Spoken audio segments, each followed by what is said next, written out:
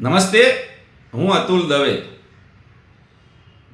ભાઈ લાલજીભાઈ, જો આપણા વાણી વિલાસ બાબતે જવાબ આપવાની આપણામાં તેવડ ના હોય ને તો આપણે વાણી વિલાસ ન કરાય.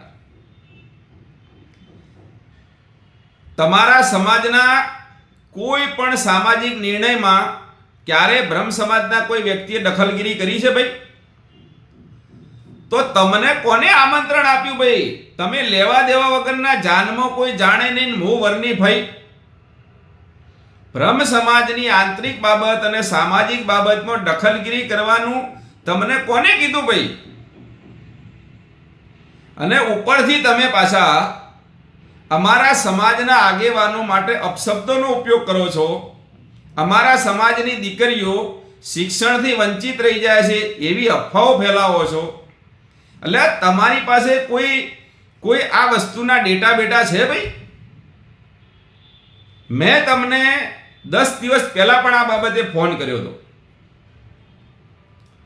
પરંતુ તમે કાર્યક્રમમાં હતા એટલે મેં કીધું ભાઈ કાર્યક્રમ પતે એટલે મને ફોન કરજો. દેસાઈ વાત કરો છો? આપણે વિદ્યાર્થી છીએ. હાજી. આમાં હું લાલજીભાઈ આવી. હા, બોલો. હા, લાલજીની વાત કરું. કાર્યક્રમમાં છો કોઈ? હાજી, કાર્યક્રમમાં છું. કોણ બોલો? અતુલ દવે બોલું. ફ્રી થાવ એટલે ફોન કરજો ને ભાઈ. હાજી જી. 10 દિવસથી હજી તમારો ફોન આવ્યો નથી ભાઈ. ગઈકાલે પણ મેં તમારો સંપર્ક કરવાની કોશિશ કરી, તમે ગઈકાલે પણ મારો ફોન રિસીવ કર્યો નથી.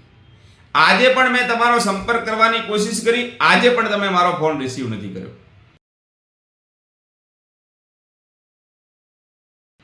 એટલે મારે આજે આ વિડીયોના માધ્યમથી સાર્વજનિક રૂપે આપને કહેવું પડે છે કે ભાઈ તમારામાં તેવડ નથી જવાબ આલવાની, તો પછી આવી ફાકા ફોજદારી વાણી વિલાસ શું કરવા કરો છો ભાઈ? અને તમને કોને અધિકાર આપ્યો બ્રહ્મ સમાજની આંતરિક બાબતમાં દખલગીરી કરવાનો? આ વિડીયોના માધ્યમથી હું આપને સ્પષ્ટ કહું છું, મેં આ બાબતે આપને લેખિત નોટિસ પણ આપેલી છે. જો જે જગ્યાએ બ્રહ્મ સમાજે આ નિર્ણય લીધો છે, એમનો સામાજિક નિર્ણય, એ જગ્યાએ આવી અને તમે બ્રહ્મ સમાજની લેખિત અને મૌખિક માફી નહીં માગો તો તમારા વિરુદ્ધ કાયદેસરની કાર્યવાહી તો થશે ને થશે જ. પણ સાથે સાથે તમે જે સ્ટેજ ઉપર હશો ને એ સ્ટેજ ઉપર આવીને પણ આશ્ચર્યજનક રીતે કાર્યક્રમ આપવામાં આવશે અને તમને પબ્લિકની હાજરીમાં સવાલ પૂછવામાં આવશે. મિસ્ટર લાલજીભાઈ દેસાઈ, તમે જે વાણી વિલાસ કર્યો છે ને એનો જવાબ તો તમારે આપવો જ પડશે અને એ બાબતે તમારે બ્રહ્મ સમાજની માફી માગવી જ પડશે. અમે ક્યારેય કોઈ સમાજની આંતરિક બાબતમાં દખલગીરી કરી નથી અને એટલે જ અપેક્ષા રાખીએ છીએ કે કોઈ અમારા સમાજની આંતરિક બાબતમાં પણ દખલગીરી ન કરે. અને તમારા સિવાય કોઈ વ્યક્તિ આમાં પડ્યો નથી ભાઈ. તમને એટલું બધું શેની બધું આ બધું નીકળી પડ્યા ભાઈ તમે? અને એટલી બધી તમારામાં હોશિયારી હોય, એટલા બધા તમે જ્ઞાની હોય તો આવી જાઓ, તમારા વાણી વિલાસ બાબતે આપણે જાહેરમાં ચર્ચા કરી લઈએ કે તમે કેટલા સાચા છો. મિસ્ટર લાલજી દેસાઈ, અમારો વિરોધ ફક્ત તમારા વાણી વિલાસ બાબતે છે અને એ વાણી વિલાસ બાબતે તમારે માફી માંગવી પડશે.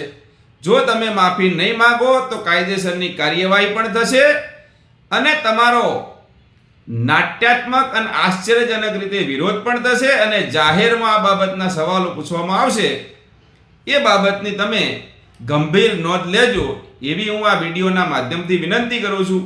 હજી પણ મારો નંબર આપની પાસે છે, આપ મને ફોન કરી આ બાબતે તમારું જે કોઈ સ્પષ્ટતા હોય આપી શકો છો. તમારી એવી લાગણી હોય તો હું મારી ગાડીમાં તમને લઈ જઈ અને એ જગ્યાએ લઈ જાઉં. તમે અમારા સમાજની માફી માગી લો. તમને સહી સલામત લઈ જવાના અને સહી સલામત લાવવાની જવાબદારી મારી. પણ જો તમે માફી નહીં માગો તો તમારો વટથી વિરોધ થશે ને થશે. એમાં તમારે જે કરવું હોય, જે દાદાગીરી કરવી હોય, જે બોલવું હોય એ બોલવાની છૂટ છે. બાકી અમારા સમાજના આગેવાનો વિશે તમે જે બકવાસ કર્યો છે, અમારા સમાજની દીકરીઓ માટે તમે જે અફવા ફેલાવવાની કોશિશ કરી છે ને, એનો જવાબ તો મિસ્ટર લાલજી દેસાઈ તમારે આપવો જ પડશે. જય ગુજરાત.